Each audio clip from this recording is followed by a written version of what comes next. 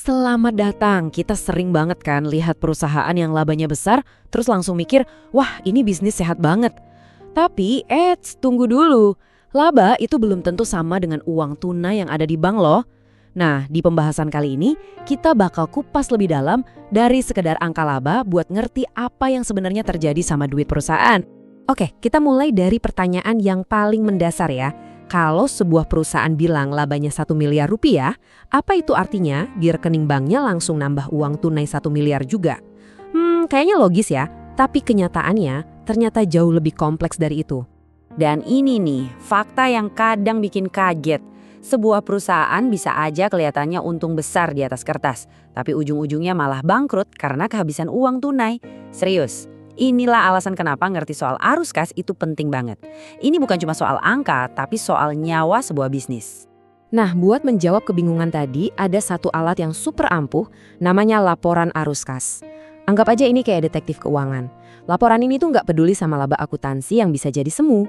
Dia cuma fokus sama satu hal, kemana perginya uang tunai yang sebenarnya. Laporan inilah yang ngasih kita gambaran jujur yang nggak bisa kita lihat dari laporan laba rugi doang. Jadi, gimana cara kerjanya laporan ini? Gampangnya, bayangin aja sebuah bisnis itu punya 3 mesin uang utama. Nah, laporan arus kas ini tugasnya memilah-milah semua transaksi tunai ke dalam 3 kategori ini. Biar kita bisa lihat mesin mana sih yang lagi nyetak duit dan mesin mana yang malah boros. Dan ketiga mesin itu adalah aktivitas operasi, aktivitas investasi, dan aktivitas pendanaan. Setiap sen uang tunai yang keluar masuk di perusahaan, entah itu buat bayar gaji, beli gedung baru, atau bayar utang, pasti akan masuk ke salah satu dari 3 kotak ini. Yuk kita bedah satu persatu. Pertama, aktivitas operasi. Ini tuh ibarat jantungnya bisnis. Semua kegiatan sehari-hari buat jualan dan ngasilin duit masuk ke sini. Uang masuknya ya jelas, dari pelanggan yang bayar. Terus uang keluarnya buat apa? Ya buat bayar supplier, gaji karyawan, bayar listrik, dan lain-lain.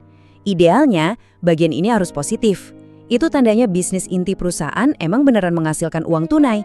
Kedua, kita punya aktivitas investasi. Nah, ini semua tentang gimana perusahaan pakai duitnya buat tumbuh lebih besar di masa depan.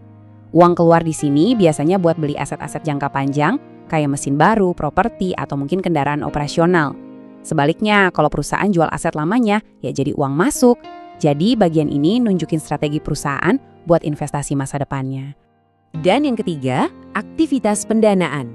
Bagian ini ceritanya soal dari mana perusahaan dapat modal buat jalan. Uang masuknya bisa dari suntikan dana si pemilik atau dari pinjaman bank. Nah, uang keluarnya dipakai buat apa? Ya buat nyicil utang tadi, atau bisa juga buat penarikan pribadi si pemilik yang sering kita sebut PRIV. Simpelnya, uang yang diambil pemilik dari bisnisnya buat keperluan pribadi. Oke, teorinya udah dapet ya. Sekarang kita masuk ke bagian yang paling seru nih, praktek. Yuk, kita lihat gimana caranya laporan arus kas ini disusun beneran. Kita bakal lihat contoh nyata biar semuanya jadi makin kebayang. Jadi, ada 2 cara buat bikin laporan ini. Metode langsung dan metode tidak langsung. Metode langsung itu detail banget. Semua terima dan keluar uang dirinci satu-satu. Tapi, yang paling umum dipakai di dunia nyata itu metode tidak langsung. Kenapa? Karena lebih praktis. Kita mulai dari angka laba bersih. Terus kita sulap dikit dengan beberapa penyesuaian biar jadi angka kas yang real. Nah, kita akan pakai metode ini di contoh kita. Oke, kenalan dulu sama studi kasus kita, CV Maju Jaya di tahun 2025. Di layar ini ada data-data mentahnya. Pertama, laba bersihnya 10 juta, terus ada penyusutan 2 juta. Ingat, ini biaya di atas kertas ya, bukan uang yang beneran keluar. Lalu ada kenaikan piutang, artinya tagihan ke pelanggan nambah. Ada juga kenaikan utang, berarti kita makin banyak berutang ke supplier. Terakhir, ada catatan pembelian alat, setoran modal dari pemilik, dan PRIV atau penalikan pribadi. Nah, dari data acak ini, kita akan bongkar realita kas perusahaan ini. Dan inilah hasilnya.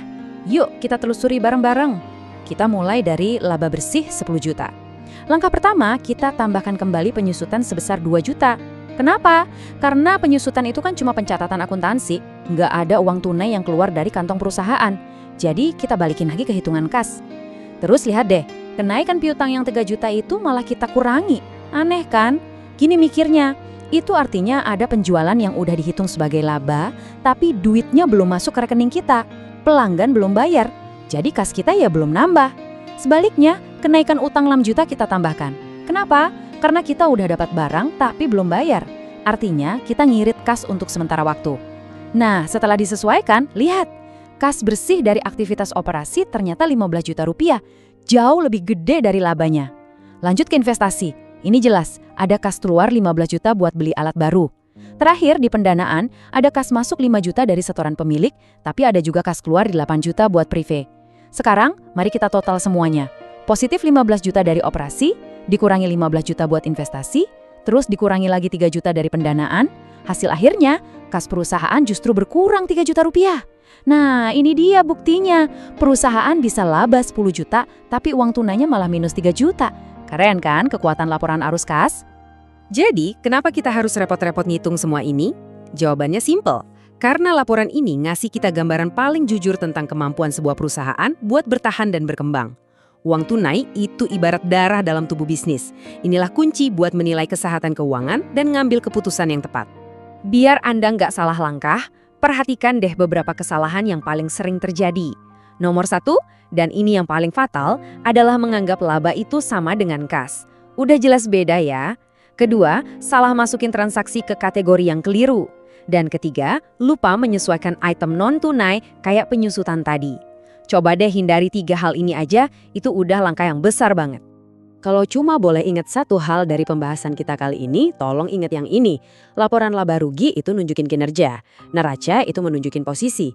Tapi laporan arus kas itu nunjukin kemampuan nyata, kemampuan untuk menghasilkan dan memakai aset paling penting dalam bisnis, yaitu uang tunai. Dan sampailah kita di akhir pembahasan. Pertanyaan terakhir ini bukan buat saya jawab, tapi buat jadi bahan renungan Anda. Entah itu buat bisnis Anda sendiri, keuangan pribadi, atau pas lagi analisis saham perusahaan, pertanyaannya sama. Setelah semua laba dihitung, gimana sebetulnya kondisi arus kasnya? Terima kasih sudah menyimak.